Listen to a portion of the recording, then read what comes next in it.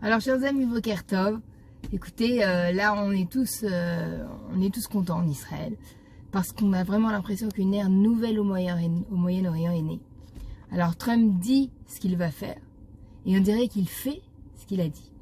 Alors voyons ce qu'il a dit lors de cette conférence de presse. Alors du côté Trump, les États-Unis prendront possession de la bande de Gaza.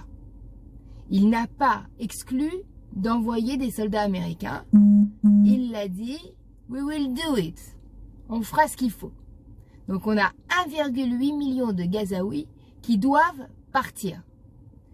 Ils prendront l'ensemble du contrôle de Gaza. Ils vont la raser et ils en seront responsables. Et il a ajouté, les pays riches financeront la chose. La Riviera de Gaza est née. Ce qu'on a voulu faire, peut-être qu'il va le faire. Alors encore un point important, il a menacé le Hamas, enfin. Il a dit, s'il ne libère pas tous les otages, nous serons encore plus violents. C'est ce qu'il avait dit avant, il l'a redit.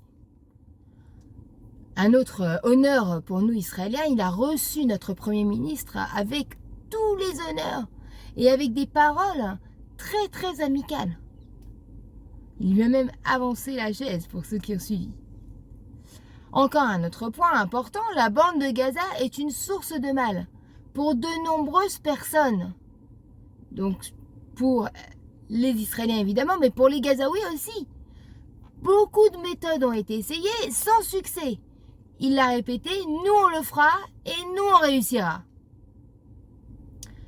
Un autre point, il a reconnu la barbarie subie par Israël, par le Hamas. Il a encore une fois honoré et salué notre résilience.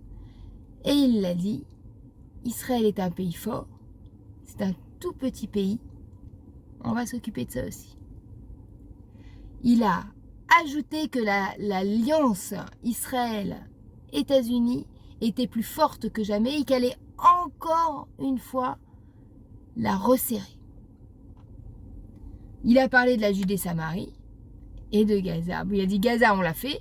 Pour la Judée-Samarie, ce sera fait dans les prochains mois. On ne s'inquiète pas. Alors du côté de Netanyahou, comme on le dit depuis le début, comme il est dit depuis le début, cette guerre n'a que deux buts. Un, récupérer nos otages.